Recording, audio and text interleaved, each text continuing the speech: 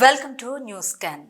ఏపీలో రెండో విడత నామినేటెడ్ పోస్టుల భర్తీపై భారీగా కసరత్తు జరుగుతుంది. తొలి విడతలో చోటు దక్కని వారంతా ప్రస్తుతం తీవ్ర ఉత్కంఠగా ఎదురు చూస్తున్నారు.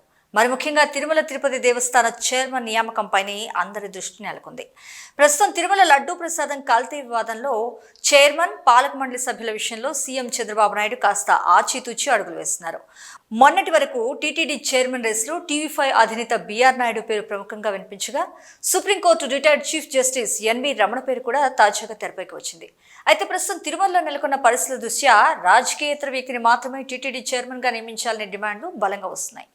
దీంతో ప్రముఖ ప్రవచనకర్త చాగంటి కోటేశ్వరరావు గారి పేరు కూడా వినిపిస్తుంది.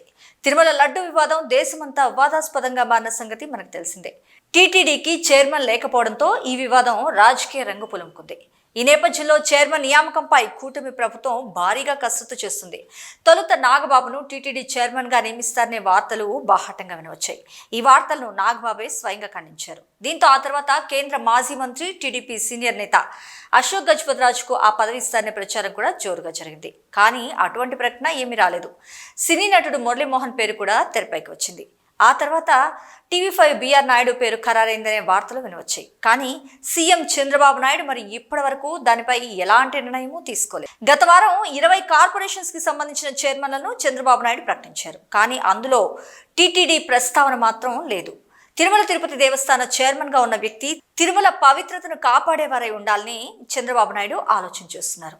ఈ క్రమంలోనే ప్రస్తుతం ప్రముఖ ఆధ్యాత్మిక గురువు శ్రీ చాగంటి కోటేశ్వరరావు గారి పేరు వెలుగులోకి వచ్చింది. చాగంటి అయితే ధర్మ ప్రచారానికి డోకా ఉండదని అందరూ చెప్తున్నారు. వైవి సుబ్బారెడ్డి చైర్మన్గా ఉన్నప్పుడు టీటీడీ ధర్మ ప్రచార పరిషత్ సలహాదారుడిగా కూడా చాగంటి నియమితులయ్యారు.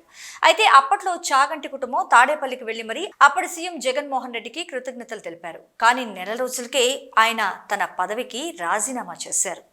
వైసీపీ నేతల తీరు నచ్చుకునే చాగంటి రాజీనామా చేసినట్లు అప్పట్లో ప్రచారం జోరుగా సాగింది.